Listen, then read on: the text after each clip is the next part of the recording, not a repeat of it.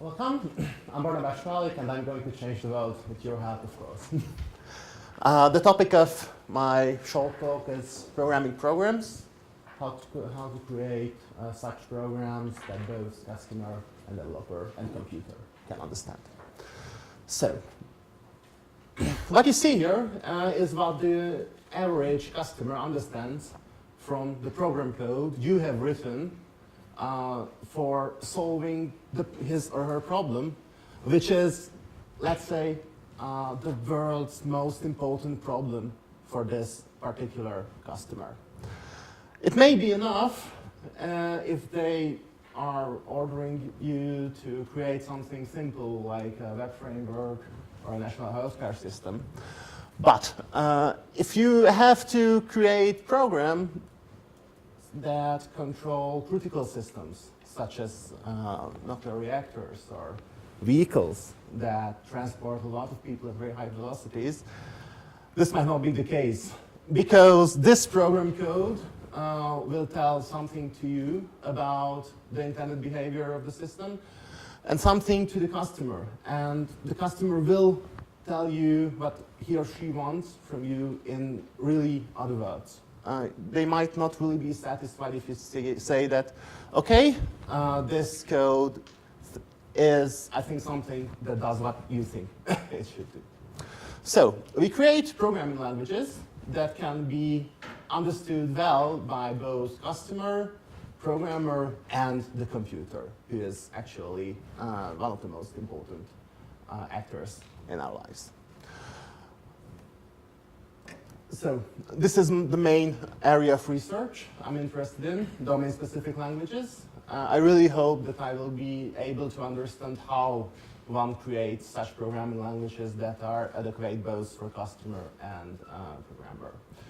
Two main subfields or connected fields of programming language theory is the field of software transformations. I'm interested in creating such programs that improve non-functional aspects of software without manual intervention.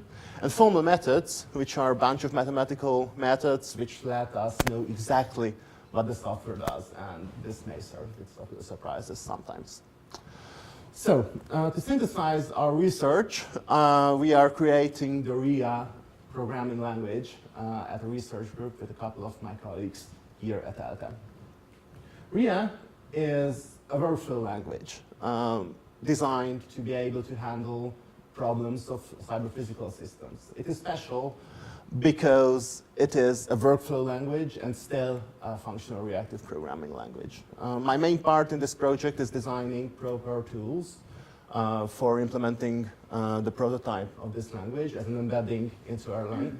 If you know Erlang, you know that it's practically impossible to embed these cells into Erlang without external tools.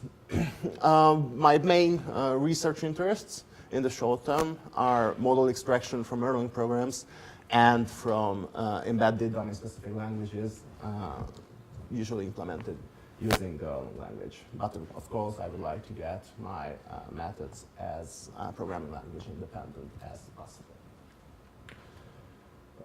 I believe that what we are doing is a well-commercializable project. Currently, we are really in the bootstrapping phase because this project requires a lot of basic research, a lot of hits and lots of misses while looking for an appropriate solution for programming cyber-physical systems in a well-understandable manner. We are currently on a national carrier project for EIT here in Hungary. And I really hope that other parts of EIT, like the Doctoral school, will help us gain basic business know-how so that we can bring this product to market. Our first goal would be to create Internet of Things devices, which are simple, usually not too critical systems, but still cyber-physical systems in itself. Those could be easily productized and sold in high volumes. Should we be able to gain a proper track record using this easier part of business, we will be able to reach larger customers, for example, companies developing industrial machinery. It is a bit way more difficult to reach, because you have to really convince the engineers that what you are doing is actually doing what you intended to do.